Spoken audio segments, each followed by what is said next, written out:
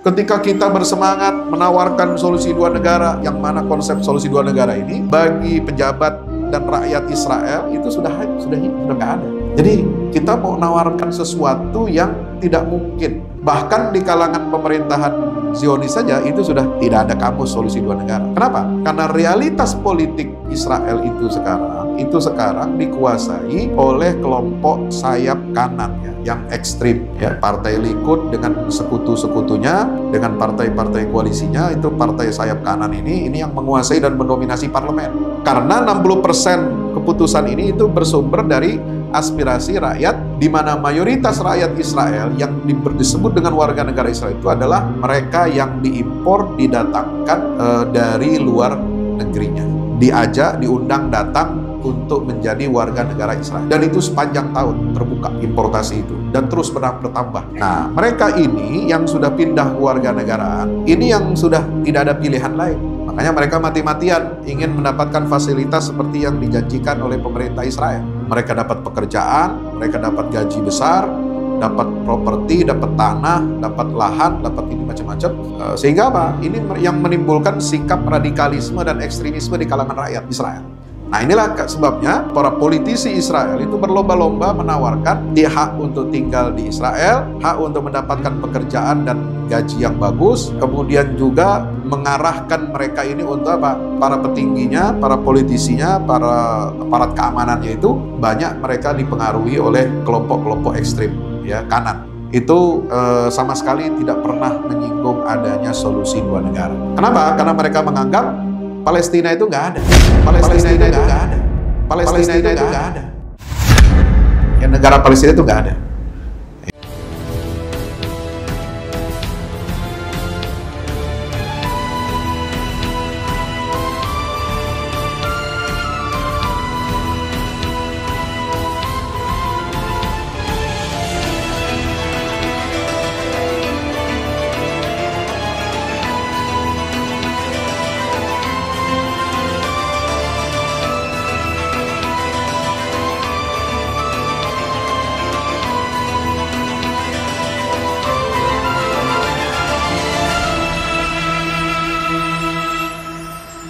Wahyikum bitahiyatil Islam. Assalamualaikum warahmatullahi wabarakatuh. Alhamdulillah, bersyukur kehadirat Allah subhanahu wa ta'ala pada siang hari ini dapat berkumpul bertatap muka di majelis ilmu yang insya Allah penuh barakah. Mudah-mudahan majelis ilmu yang kita hadiri ini menjadi asbab hidayah, menjadi asbab turunnya rahmat, menjadi asbab turunnya maghfirah dari Allah subhanahu wa ta'ala. Terutama kita pada hari-hari ini berada di hari-hari terbaik. Hari terbaik di alam semesta untuk beribadah itu adalah hari 10 hari yang pertama di bulan Zulhijjah. Afdalu atau a'zamu ayyamid dunya ayyamul ashar. Sebagaimana keterangan hadis Nabi SAW, sebaik-baik amal itu dikerjakan, amal saleh ini pada 10 hari pertama di bulan Zulhijjah. Kenapa demikian? Karena di dalamnya ada hari-hari yang terindah, terbaik. 8 Zulhijjah seperti hari ini adalah hari tarwiyah, di mana jamaah haji dari seluruh dunia mereka berangkat ke Mina. Ya, hari Tarwiyah itu sendiri adalah hari ketika Nabi Allah Ibrahim alaihissalam bermimpi, ya, mendapatkan perintah dari Allah Subhanahu Wa Taala untuk menyembelih putranya yaitu Nabi Ismail. Kemudian hari 9 Zulhijjah ini adalah hari Arafah. Ya, hari Arafah, kata Nabi SAW, puasa di hari ke-9 bulan Zulhijjah atau hari Arafah itu dapat menghapuskan dan menghancurkan dosa-dosa kita selama 2 tahun. Dosa 1 tahun yang lalu dan 1 tahun yang akan datang. Maka itu mari kita gunakan dengan sebaik-baiknya kesempatan di bulan Zulhijjah ini, bulan yang agung, bulan yang istimewa, bulan untuk kita bertaqarrub kepada Allah Subhanahu wa ta'ala. Tema kita pada kali ini, teman-teman sekalian, adalah tentang isu hangat yang sedang diperbincangkan oleh banyak orang, dan kita bersyukur, berterima kasih ya kepada Bapak Presiden mengangkat atau menyinggung masalah solusi dua negara. Ya, kalau presiden kemarin tidak menyinggung masalah itu, maka banyak rakyat Indonesia nggak tahu apa sih itu solusi dua negara. Maka izinkan saya untuk mengkaji dan membahas solusi dua negara dalam konflik Israel dan Palestina ini dalam tinjauan akidah dan juga hukum internasional. Apa arti sebenarnya daripada solusi dua negara menurut dokumen-dokumen internasional ketika membicarakan akhir penyelesaian damai konflik puluhan tahun, penyerobotan, perampasan, pendudukan tanah Palestina sejak tahun 1948, deklarasi berdirinya negara Zionis. Solusi itu berarti menyerahkan lebih dari 78% tanah historis Palestina. Karena menurut konsep solusi dua negara yang ditawarkan, baik ditawarkan oleh pihak mediator internasional maupun juga yang sering diucapkan oleh para pemimpin negara-negara Arab, kita ingin penyelesaian damai yang permanen, penyelesaian secara beradab, yaitu dengan penarikan Israel ke batas tahun 1967. Nah, ini berbahaya. Batas 1967 itu berarti apa? Sebelum 1967, kondisi tanah Palestina itu melalui beberapa tahap. Yang pertama tahun 47 sudah ada apa yang disebut dengan United Nation Partition tahun 1947. Di mana Israel itu mendapatkan tanah 55%. Lebih banyak daripada tanah yang dimiliki oleh rakyat Palestina. Itu hanya kurang lebih 45%. Lalu kemudian terjadi banyak perang sampai tahun 67, itu ditetap Israel ini menyaplok banyak sekali wilayah baru sehingga mencapai wilayahnya itu 78% dari tanah historis Palestina. Oleh sebab itu yang disebut dengan solusi dua negara itu adalah berdirinya negara Palestina di samping atau hidup berdampingan dengan negara Israel. Berdamping dengan negara Israel ini bagaimana? Itu artinya Palestina itu hanya memiliki wilayah yang disebut dengan West Bank, tepi barat, dan Gaza Strip atau jalur Gaza, serta Yerusalem Timur. Itu.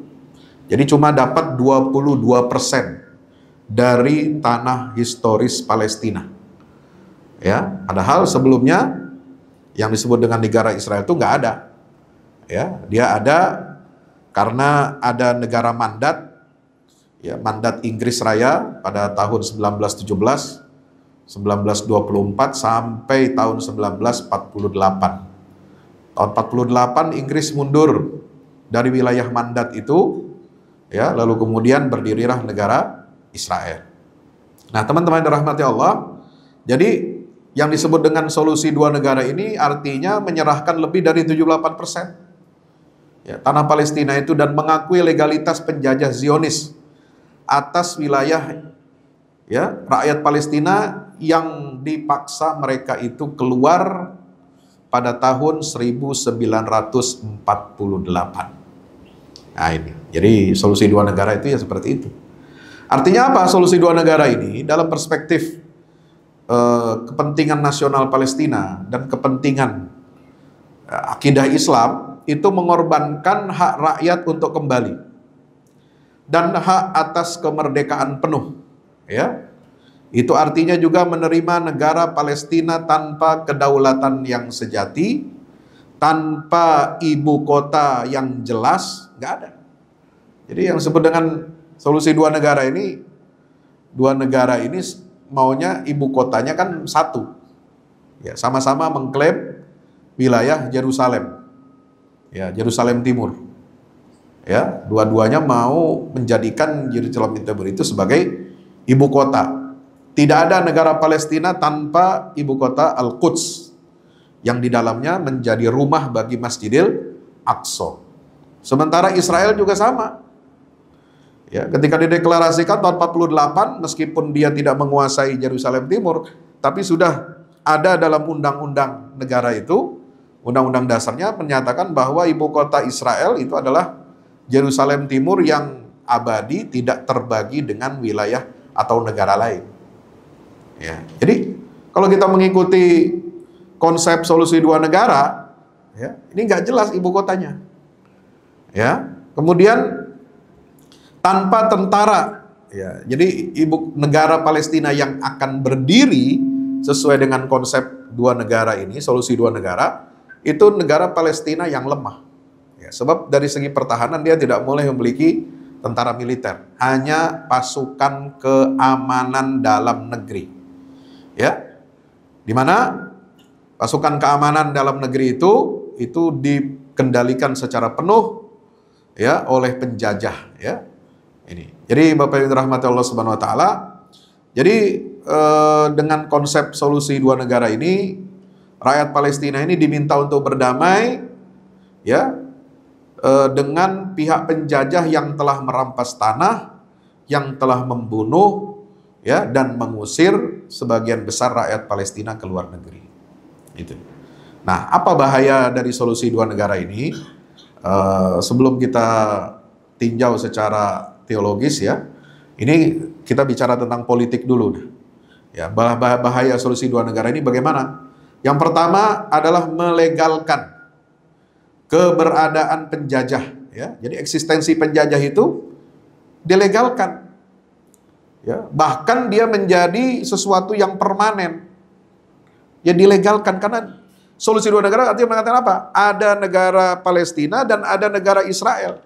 Padahal negara Israel itu adalah proyek kolonial, ya, proyek penjajahan. Ya, maka betul kata, ya, Bung Karno, ya, pada tahun 60-an, kenapa Indonesia tidak mau melakukan normalisasi hubungan dengan Israel? Ya, karena memang ini adalah proyek kolonialisme dan imperialisme. Ya, beliau mengatakan perkataan yang terkenal, selama, ya, kemerdekaan Palestina itu tidak diberikan kepada orang-orang Palestina, maka selama itu pula Indonesia akan menantang, ya, penjajahan Israel atas tanah Palestina. Menantang. Jadi bukan menentang, ya, bukan omon-omon, ya, itu menantang dia. Jadi Indonesia ini menantang kekuatan imperialisme. Gitu. Ini bahaya, ya. Sebab ini proyek yang harus diakhiri. Sementara dalam konsep solusi dua negara, ya, diterima dia menjadi sebuah negara yang legal, negara yang permanen. Padahal itu adalah proyek kolonialisme. Yang kedua, bahaya solusi dua negara ini apa, teman-teman? Itu menghapus hak kembali bagi jutaan pengungsi Palestina. Ya, itu. Jadi hak pengungsi Palestina ini yang dijamin oleh hukum internasional, ya, sesuai dengan resolusi PBB pada tahun 1948 itu sudah tidak ada lagi. Kenapa? Karena wilayah tanah mereka, ya, rumah mereka, properti mereka itu dengan pengakuan solusi dua negara itu sudah berarti pemindahan, ya, mereka secara paksa dan tidak ada hak kembali mereka ke 78% tanah Palestina itu. Karena yang namanya pengungsi Palestina itu tidak semuanya orang dari jalur Gaza. Ya, tidak semuanya dari tepi barat. Tidak semuanya rakyat Palestina yang keluar itu dari Yerusalem atau Al-Quds, tapi dia banyak wilayah, ya, yang ada di seluruh dataran tanah Palestina. Ya, itu baik itu yang ada di Askelon, ada yang di Beersheba, ada yang di Haifa, ada yang di Asdod, ada yang di macam-macam wilayah yang ada di Palestina. Ya, nah yang ketiga. Ya, solusi dua negara ini juga berarti apa? Mempertahankan wilayah-wilayah settlement, ya, settlement yang dibangun secara ilegal oleh Israel di wilayah tepi barat. Ya.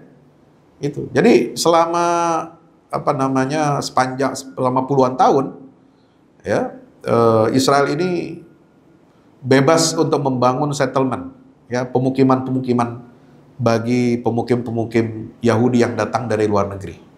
Nah, ketika di Gaza mereka nggak berhasil, ya, jadi Gaza ini wilayah satu-satunya wilayah di Palestina yang berhasil dibebaskan, merdeka dari penjajahan Israel. Nggak ada satupun pemukiman Yahudi yang ada di dalam wilayah jalur Gaza, nggak ada.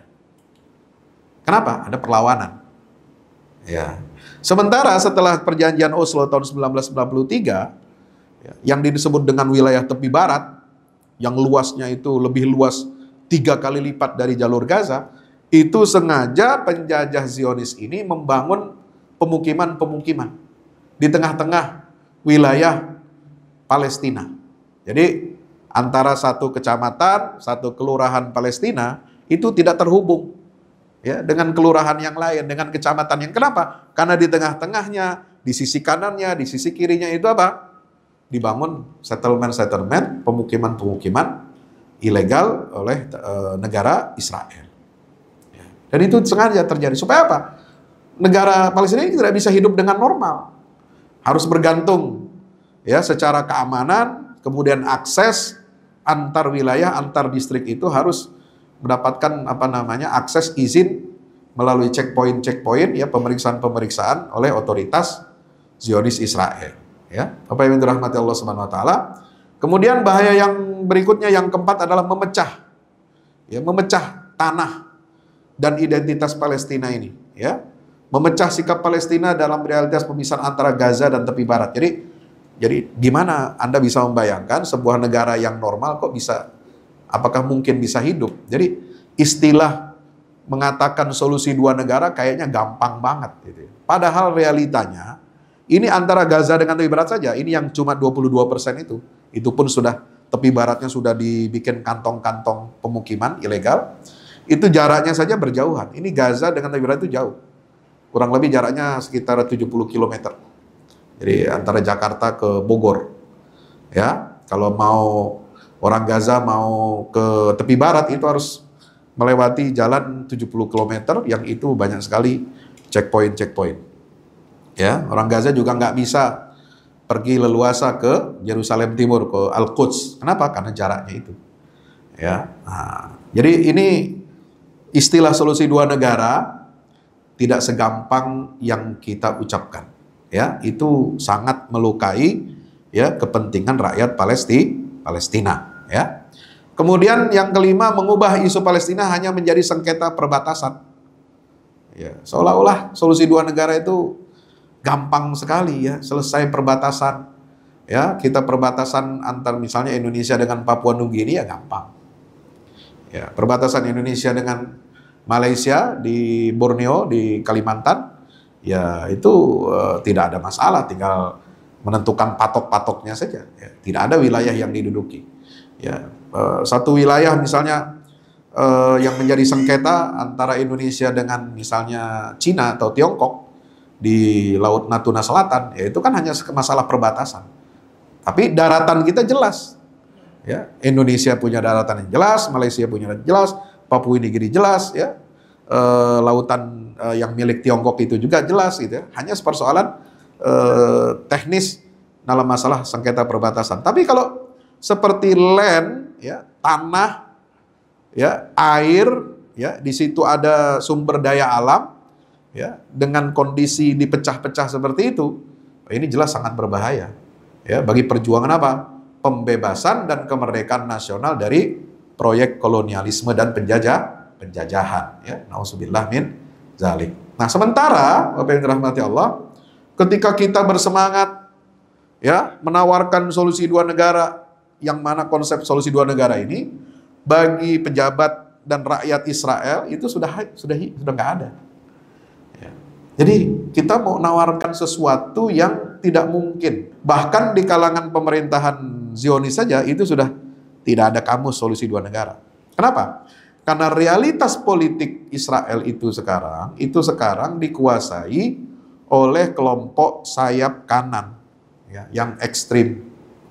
Ya, Partai Likud dengan sekutu-sekutunya, dengan partai-partai koalisinya, itu partai sayap kanan ini yang menguasai dan mendominasi parlemen. 60% koalisinya.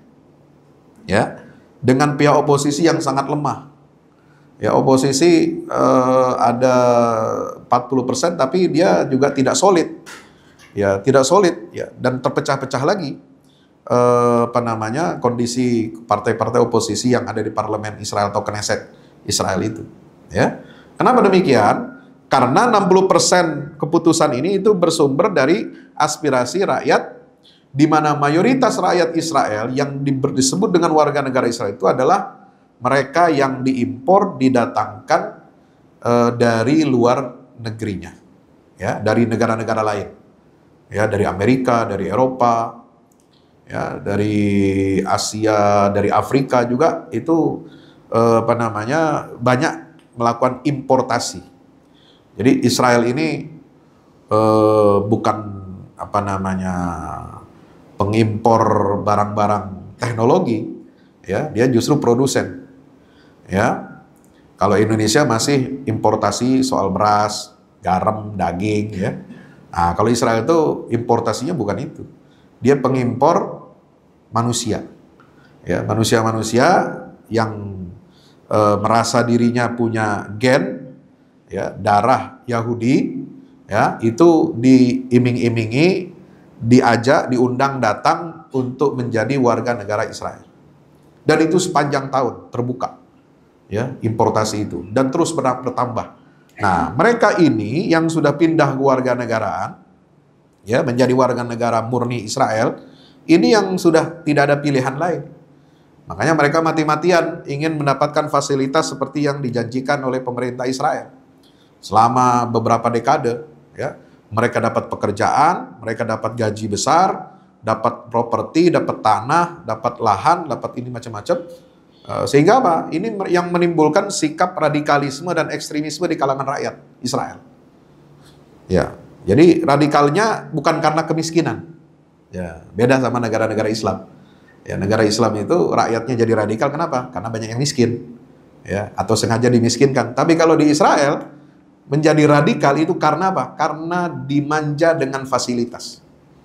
Nah, inilah sebabnya para politisi Israel itu berlomba-lomba menawarkan, ya, hak untuk tinggal di Israel, hak untuk mendapatkan pekerjaan dan gaji yang bagus, ya, kemudian juga mengarahkan mereka ini untuk apa?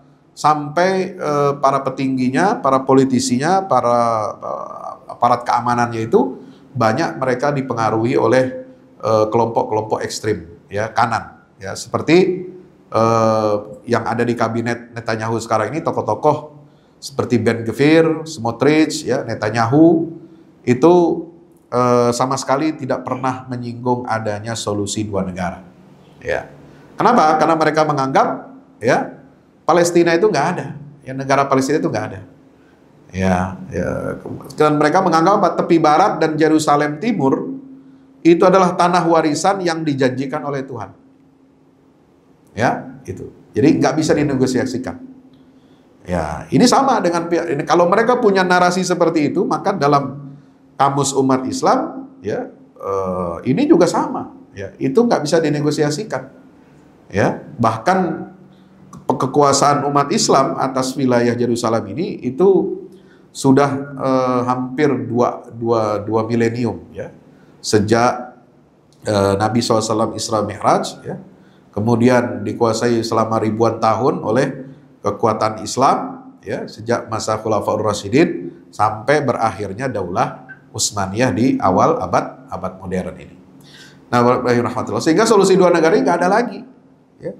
Dalam kamusnya Israel itu nggak ada, ya. Juga dalam poin-poin negosiasi mereka juga tidak ada. Ya, mereka maunya apa? Kontrol penuh atas seluruh tanah yang menjadi tanah historis Palestina yang mereka duduki, dan mengusir seluruh warga Palestina, atau kalau nggak bisa diusir, paksa ditundukkan, mereka tundukkan di bawah kekuasaan militer. Nah, seperti yang terjadi di Gaza ini. Jadi perang Gaza ini, ya, bukan hanya sekedar perang genosida, tetapi juga perang politik. Ya, siapa yang ingin mengokohkan kedudukannya, ya, menundukkan warga Gaza ini di bawah kekuasaan militer Israel secara permanen, ya. Rahmati Allah. Maka itu menawarkan solusi dua negara, ya, di tengah genosida yang tengah berlangsung ini sangat-sangat tidak realistis, ya. Bagaimana bisa solusi ini dipercaya sementara Israel terus melakukan pembersihan etnis, terus melakukan genosida, terus melakukan penghancuran secara sistematis, kemudian kelaparan massal terhadap lebih dari 2 juta jiwa, ya, rakyat Gaza. Bagaimana bisa dipercayai solusi dari negara yang membombardir sekolah, ya, membunuh anak-anak ketika mereka masih dalam pelukan ibu mereka dan mencegah masuknya obat-obatan dan makanan, ya. Berarti kalau di tengah situasi genosida seperti ini, lalu kemudian kita menawarkan solusi ini, berarti itu sama saja dengan apa? Memberikan legitimasi, ya, pembenaran politik atas penjajahan. Ya. Nah, Bapak Ibu dirahmati Allah Subhanahu Wa Taala, maka itu tugas kita sebenarnya fokusnya untuk apa? Harus fokus menghentikan genosida, ya. Jangan kita sebagai negara yang berdaulat, ya, malah dan dikenal sebagai perjuangannya di dunia internasional ini melawan kolonialisme dan penjajahan Israel ini, lalu kemudian tiba-tiba, ya, lalu berbicara tentang solusi dua negara, gitu. Jadi fokusnya itu sekarang harusnya apa? Menghentikan genosida. Ya, mungkin ada yang mengatakan, ya itu kan siasat aja, ya, dan itu seolah-olah tidak mungkin. Ya, tidak mungkin apa? Terjadi. Karena Israel itu sendiri kan menolak, ya.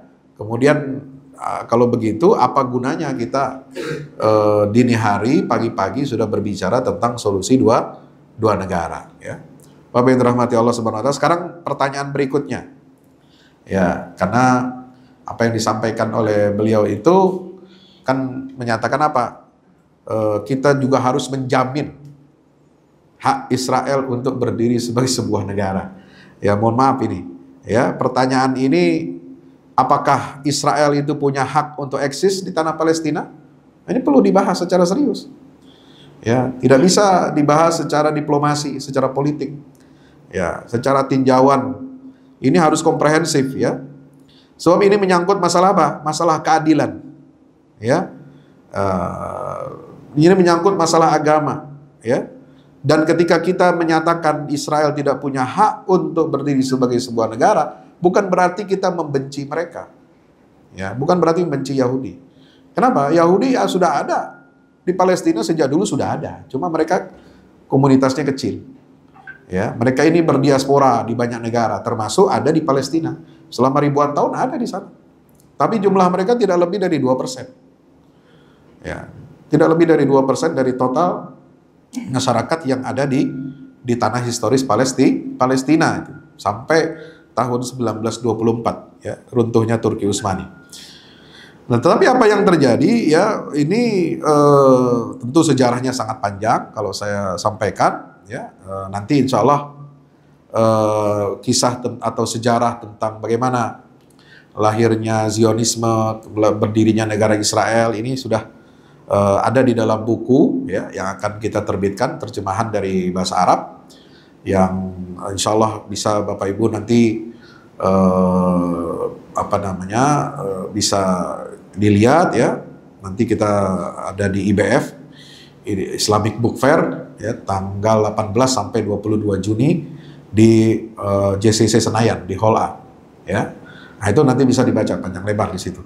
Tapi intinya adalah persoalan yang sederhana, soal pertanyaan apakah Israel itu punya hak untuk berdiri di tanah Palestina, ya, sebagai sebuah negara. Nah, kita mesti membedakan dulu. Orang Yahudi tinggal di Palestina, apakah boleh? Ya bisa. Dan itu sudah ada sejak ribuan tahun. Nah, Israel sebagai negara berdaulat atas Palestina, nah, nanti dulu. Ya, jangan kita kemudian gampang sekali mengeluarkan statement, ya, bahwa Israel itu punya hak untuk berdiri sebagai negara di atas tanah Palestina. Ini pernyataan yang menghapus eksistensi kekuasaan Islam selama ribuan tahun atas tanah Palestina itu, ya, yang itu sudah ditetapkan oleh Allah Subhanahu Wa Taala, ya, di dalam peristiwa Isra dan Mi'raj. Nabi SAW sendiri setelah itu fokus untuk membebaskan Baitul Maqdis dari penjajahan Romawi. Bayangkan, Masjidil Aqsa waktu itu kan zaman Rasulullah masih hidup kan masih berada bukan di bawah kendali Islam. Tapi Nabi sudah menyatakan banyak hadis tentang keutamaan umat Islam sholat di sana. Ya, itu artinya apa? Ya, artinya tanah itu secara teologis sudah diklaim oleh baginda Rasulullah SAW dan Nabi berusaha untuk membebaskannya.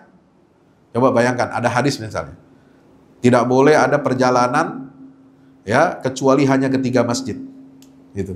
Masjidil Haram, Masjid Nabawi, dan Masjidil Aqsa. Padahal Masjidil Aqsa-nya bukan di bawah kekuasaan Nabi waktu hidup.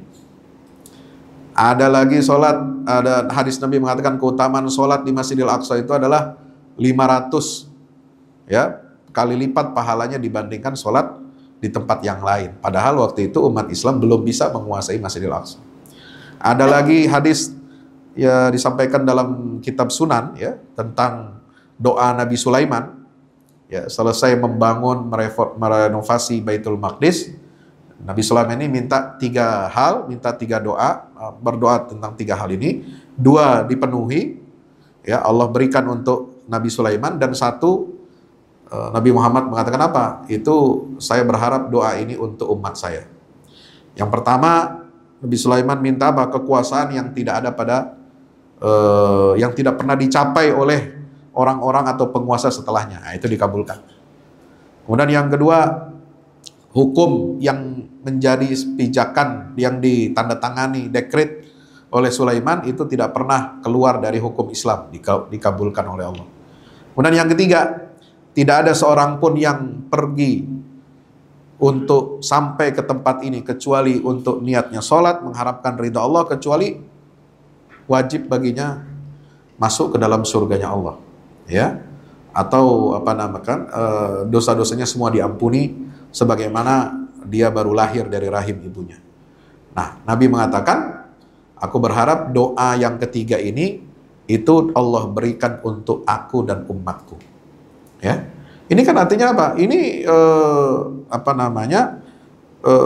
itu kedaulatan ya umat Islam itu atas tanah Palestina ini sudah diklaim oleh baginda Rasulullah SAW, dan beliau mengarahkan umat Islam untuk membebaskan ini, untuk menguasainya. Dan itu sebagaimana yang disampaikan berulang-ulang ya oleh penguasa Sultan Utsmaniyah ya, Sultan Abdul Hamid kedua ya, bahwa tanah Palestina ini dan negeri Syam secara umum itu adalah tanah suci. Ya, itu disebut Syam Asy-Syarif. Jadi kalau ada Makkah Al-Musyarrafah atau Al-Mukarramah, ada Al-Madinah Al-Munawwarah, wilayah tanah Hijaz yang suci dan sakral bagi umat Islam, maka tanah yang ketiga yang suci dalam Islam ini adalah Asy-Syam.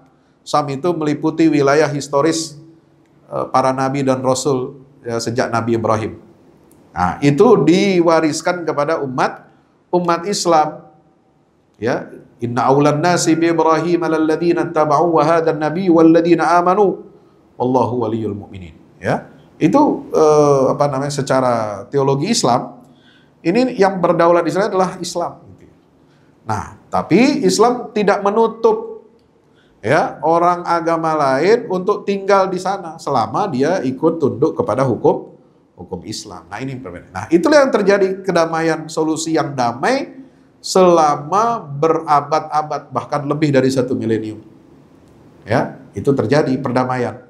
Tidak ada persekusi terhadap orang Yahudi, tidak ada persekusi terhadap umat Nasrani. Semua bisa hidup damai, berdampingan. Dia menjadi warga negara sebuah negara Islam yang dulu disebut dengan Daulah Utsmaniyah. Ya, jadi beda ya kalau kita berbicara tentang hak Yahudi untuk hidup di tanah Palestina, ya sangat bisa. Nah, dengan apa? Hak Israel untuk berdiri nanti dulu, gitu ya. Nah, ini perbedaannya jelas. Seperti misalnya orang membedakan antara antisemit dengan anti-Zionis. Kalau antisemit itu nggak boleh, karena semua bangsa itu harus kita hormati.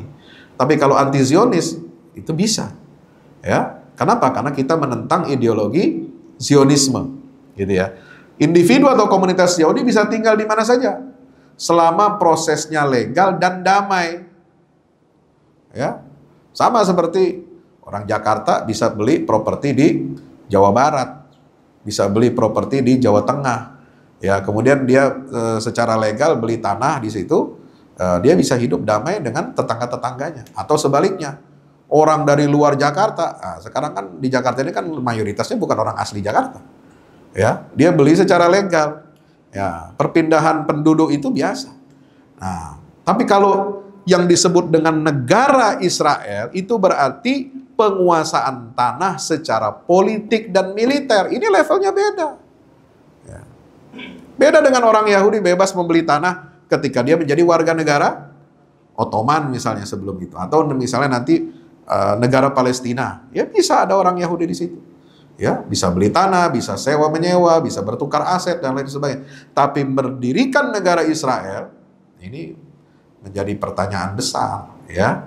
Karena itu artinya penguasaan land, penguasaan tanah secara politik dan militer, ya.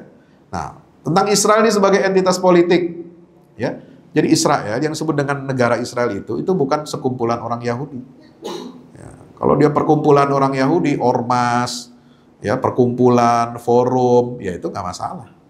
Tapi yang disebut dengan Israel itu adalah sebuah entitas politik, punya identitas ideologis, dan konstitusi negara itu menyatakan apa? Yerusalem adalah ibu kota abadi dan tidak terbagi dari Israel. Ya, sekarang bayangkan kalau kita menawarkan solusi dua negara, ya kita minta berarti apa? Kita minta Israel menghapus pernyataan itu dari undang-undangnya.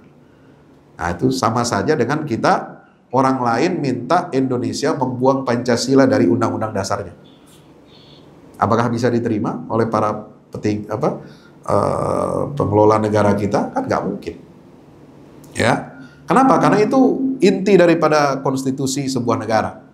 Ya, orangnya masih ada, tapi negaranya bubar. Ya, kalau kita menyatakan solusi dua negara, kamu Israel terima nih solusi dua negara. Ya, Palestina terima solusi dua negara. Sama-sama mereka itu mengklaim Yerusalem Timur sebagai ibu kotanya. Nah, kalau menawarkan solusi dua negara berarti dua-duanya tidak berhak untuk menjadikan Yerusalem sebagai ibu kota abadinya. Ya, kenapa? Eksistensi politiknya sebagaimana tertuang dalam konstitusi ya sudah hilang, habis, tamat ya. Nah, itu. Jadi ini berbeda dengan misalnya dengan pertanyaan apakah Israel itu berhak eksis di Palestina. Nah, kalau kita lihat dari sudut pandang agama, tergantung. Ya, kita percaya agama yang mana? Ya, bagi umat Yahudi, dia mengklaim Yerusalem atau Al-Quds itu adalah kota suci. Umat Islam juga mengklaim, bahkan bukan umat Islam itu kan tidak hanya yang ada di Palestina. Ya, tapi ketika membicarakan tanah Yerusalem Timur, Al-Quds itu berarti berbicara tentang hak 2 miliar orang Islam yang secara akidah itu terikat dengan ketetapan yang ada di dalam Al-Quran dan Sunnah. Jadi meskipun orang Islam itu adanya di mana-mana, termasuk ada di Indonesia, ada di Nusantara, ada yang di Arab, ada yang di Asia, ada yang di Afrika, ada yang di Eropa, ada yang di Amerika, tapi umat Islam ini semuanya tunduk kepada ketetapan Al-Quran bahwa Al-Aqsa, kota Al-Quds, itu adalah tanahnya umat Islam yang dikuasai ya secara tidak terbantahkan selama ribuan tahun. Ya, dan itu menjadi kiblat pertamanya umat Islam. Menjadi tempat Isra dan Mi'rajnya Rasulullah Sallallahu Alaihi Wasallam. Ini tidak bisa dibantah. Karena ada bukti baik itu ayat-ayat secara keagamaan maupun juga bukti secara historis ya, bukti arkeologis. Nah, misalnya ketika Israel menggali ya terowongan di bawah Masjidil Aqsa ingin cari bukti-bukti arkeologis, inskripsi-inskripsi dalam bahasa Ibrani yang menunjukkan bahwa mereka punya hak atas tanah itu sampai sekarang nggak ada ditemukan. Sampai sekarang nggak ada ditemukan. Ya, mereka gali terowongan udah ini ya itu mengancam wilayah bebatuan Gunung Batu tempat Masjidil Aqsa berdiri itu nggak ditemukan. Ada inskripsi satu bahasa Yahudi, bahasa Ibrani kuno, nggak ada. Justru yang ditemukan itu lempengan-lempengan batu yang bertuliskan aksara-aksara Arab dari berbagai zaman. Termasuk zaman kekuasaan Islam, apakah di zaman Khulafaur Rasyidin, apakah Abbasiyah, apakah Mamluk, apakah Ottoman dan lain sebagainya gitu. Ya. Nah, kalau kita meyakini Islam adalah kebenaran, maka secara otomatis Israel nggak punya hak menguasai Al-Quds. Apalagi menjadikannya ibu kota abadi. Ya, itu. Sama. Ya, secara hukum Islam, ya, Bani Israel itu tidak lagi menguasai dan tidak bisa mewarisi kekuasaan yang dulu telah diberikan Allah kepada Nabi Sulaiman, dan itu sudah dicabut kekuasaan itu. Ya, Allah sudah menghukum mereka karena pembangkangannya terhadap nabi-nabi, terhadap risalah tauhid, sehingga apa? Mereka terusir dari tanah Palestina itu, dari Baitul Maqdis. Bukan hanya terusir, ya, tempat suci mereka juga dihancurkan, diratakan dengan tanah oleh musuh-musuhnya, dan sudah tidak ada lagi tersisa. Nah, jadi itu bentuk hukuman, dan itu diakui sendiri oleh orang-orang Yahudi, ya, yang menguasai kitab Taurat, ya. Nah, dari sudut pandang hukum internasional, nah ini kita akan melihat ada hak untuk menentukan nasib sendiri, yang disebut dengan self-determination, yaitu semua itu bergantung pada keputusan rakyat Palestina, ya. Kalau suatu saat rakyat Palestina itu bersepakat, kami akan terima ganti rugi, ya, silakan Israel, ya, mau berdiri, kita bisa menerima ganti rugi, kita bikin lagi negara baru yang lain. Nah itu kalau para rakyat Palestina bisa begitu, nah itu baru rakyat orang-orang Yahudi itu bisa mengambil alih Yerusalem. Tapi kan nggak ada, ya, konsensus seluruh rakyat Palestina, baik yang ada di dalam tanah Palestina yang diduduki oleh Israel tahun 48 maupun rakyat Palestina yang ada di luar negeri, di pengungsian-pengungsian, apakah di Yordania, apakah di Syria, apakah di Lebanon, apakah ada di Mesir dan lain sebagainya, itu tetap mereka tidak ada mengakui, ya, hak bagi Yahudi untuk mengambil tanah mereka. Nah, jadi mereka masih mewarisi kunci rumah, ya, tanah, surat sertifikat ladang, perkebunan yang dimiliki oleh kakek nenek mereka itu masih disimpan. Ya, mereka menuntut untuk kembali ke wilayah negara yang diduduki dalam perang 1948 gitu ya. Nah, hadirin dirahmati Allah, maka kesimpulannya, ya, kalau yang disebut dengan Israel itu bisa memiliki hak untuk hidup sebagai negara di situ, itu bergantung pada rakyat Palestina apa keputusannya. Ya, apakah rakyat Palestina rela kehilangan kota Al-Quds? Ya, apakah rakyat Palestina itu rela untuk kehilangan 78% tanahnya, ya, yang menjadi tanah asli rakyat Palestina? Nah, itu bergantung kepada kehendak mereka. Kalau tidak, maka selama itu eksistensi politik sebuah negara yang bernama Israel secara moral, secara hukum, secara legal tidak punya standing, legal standingnya nggak ada, ya, baik dari sisi agama maupun hukum internasional. Saya kira itu, ya, dapat kami sampaikan, mudah-mudahan bermanfaat. Sekali lagi, ketika kita menyikapi permasalahan-permasalahan yang krusial, ya, sebaiknya, ya, tidak disampaikan dengan retorika politik. Karena retorika politik, kalau kita tidak mengerti akar permasalahannya, ini akan bersinggungan dengan prinsip-prinsip dasar dalam agama dan juga prinsip hukum internasional. Maka itu akan lebih baik, ya, jika para pemimpin bangsa, ya, untuk lebih menahan diri menyatakan hal-hal yang sekiranya dapat menimbulkan pertanyaan, menimbulkan kontroversi di tengah masyarakat dan juga di tengah pergaulan internasional. Demikian dari saya, mudah-mudahan bermanfaat. Aku qouli hadza, astaghfirullah li wa lakum. Wassalamualaikum warahmatullahi wabarakatuh.